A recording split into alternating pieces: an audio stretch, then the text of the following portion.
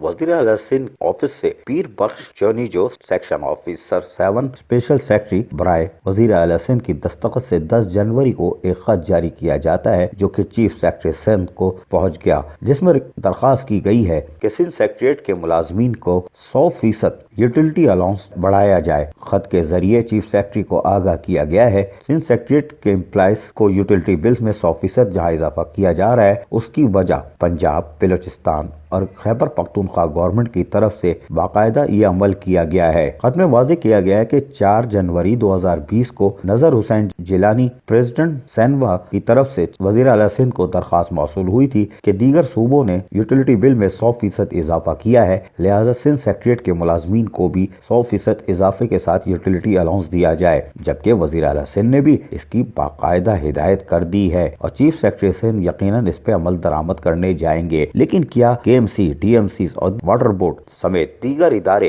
क्या utility bill से महरूम रहेंगे? क्या ये सरकारी मुलाजमीन नहीं? अगर सिंध सेक्रेटरीट के मुलाजमीन में ही 100% पहले ही दिया गया था लेकिन अब मजीद 100% इजाफे से यूटिलिटी बिल दिए जाएंगे तो दीगर सरकारी मुलाजमीन में एहसास महरूमी पैदा होगी, जो कि वज़ीर आला सिंध के इस जारी लेटर की नफी करता है। और चीफ सेक्रेटरी सिंध जो सूबे के जिम्मेदार हैं वो दीगर मुलाजमीन के भी सरपरस्त हैं, यकीनन वो इस तरफ जरूर देखेंगे और बल्दिया उस्मा कराची, DMCs के साथ साथ जिला कौंसल और Karachi water and sewerage board के मुलाजमीन के लिए भी 100% सिंध सेक्रेटरीट मुलाजमीन के मसावी यूटिलिटी बिल के भी ऐलान को जल्द कर देंगे। इस बात का कवी इम्कान है, वरना एहसास महरूमी और एहतजाज सामने आ सकता है। अजीज आरिफ, KBS बल्दियाती न्यूज़ कराची।